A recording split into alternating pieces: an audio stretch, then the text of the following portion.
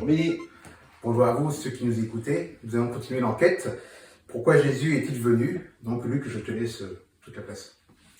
Eh bien, Jésus est venu pour nous conduire au Père, son Père, notre Père, le vrai Dieu.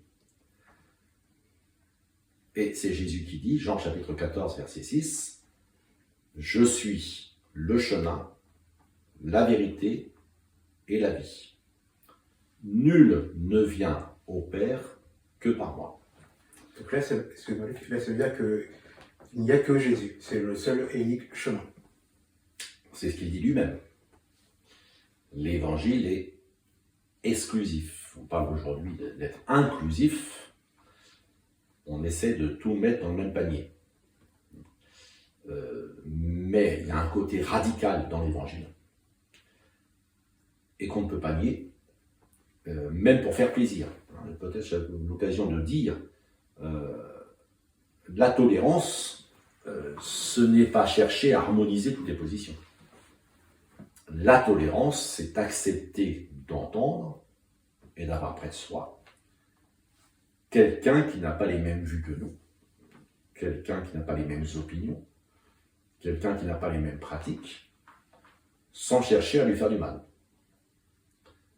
Et en le respectant. Maintenant, il ne faudrait pas que la tolérance devienne de l'autocensure et de la non-affirmation de ce que Jésus a dit. Or, les paroles de Jésus sont radicales. Je suis le chemin, la vérité et la vie. Bon, là, c'est pas encore radical. Nul ne vient au Père que par moi. Ça veut dire, tous les chemins ne mènent pas à Rome. Exactement. Le dicton dit, tous les chemins mènent à Rome.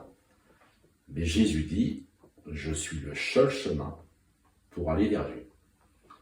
Donc toute tentative humaine, toute religion qui prétend nous conduire vers Dieu, toute position philosophique qui prétend nous conduire vers Dieu et qui ne passe pas par Jésus, par sa vie, par son enseignement, par son œuvre,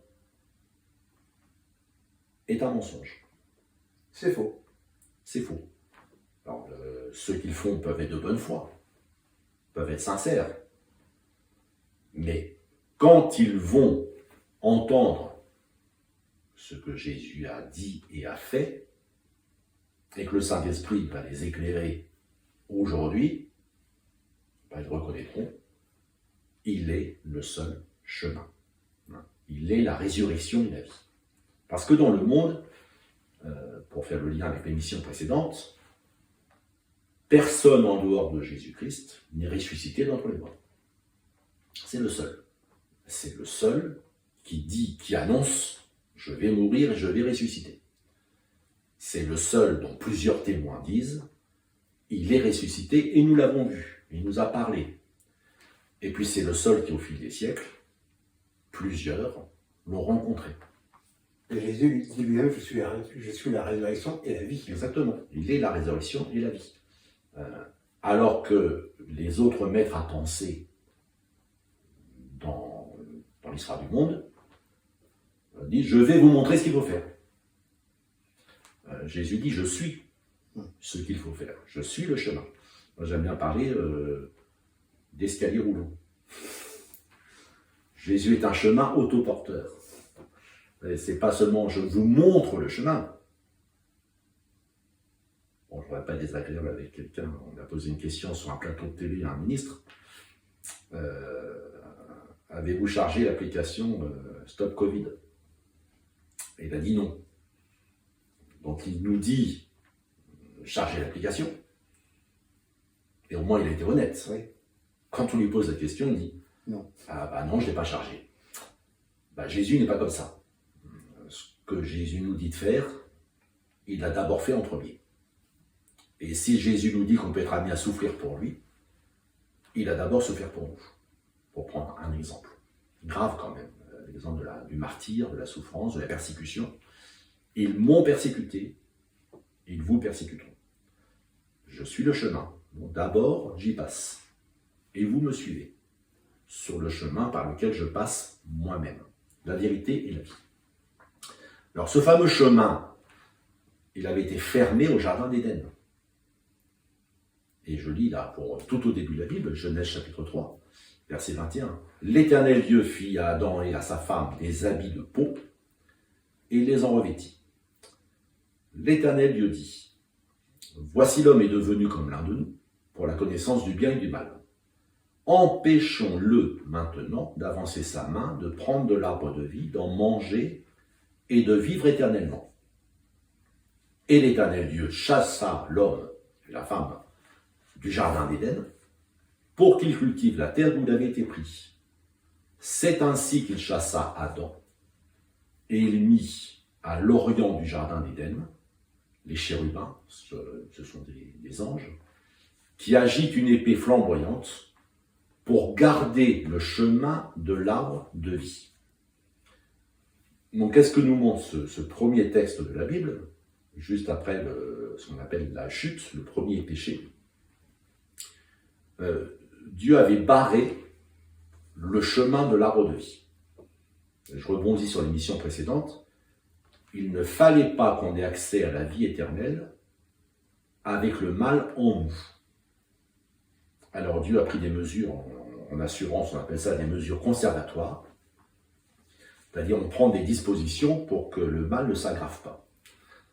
Et Dieu, dans sa patience, a laissé le péché prospérer dans l'humanité jusqu'au jour où son Fils viendrait. Et Jésus est l'arbre de vie. Il n'y a pas d'éternité heureuse sans Jésus. Et à la fin de la Bible, on le retrouve comme l'arbre de vie dans l'Apocalypse. Donc il y a une cohérence dans la Bible. C'est le chemin de l'arbre de vie nous est fermé. Jésus réouvre le chemin. Je suis le chemin. Et la fin de la Bible nous montre que cette vie, manifestée par un arbre, qui donne 12 fois son fruit, près d'une source d'eau, pour la guérison des nations. Donc il est réellement le chemin, la vérité et la vie. Alors, il ne s'agit pas, comme Moïse, de seulement conduire un comportement qui plaît à Dieu, mais de pouvoir vivre Emmanuel, Dieu avec nous, relation qui avait été détériorée par le péché. On n'a peut-être pas insisté précédemment sur cet autre nom de Jésus. On a dit Jésus, on a dit le Christ, on a dit le Messie, mais il y a un autre nom de Jésus, c'est Emmanuel. Dieu avec nous. Nul ne vient au Père que par moi. Et Jésus veut nous mettre en relation intime avec son Père. Dieu avec nous. C'est pas Dieu loin de nous, qui veille sur nous de loin, un peu comme des parents, leur fils ou leur fille est étudiant dans une ville lointaine, et puis ils l'appellent au téléphone 2-3 fois par semaine pour dire on est là avec toi. Non, Dieu veut être tout proche de nous. Dieu avec nous.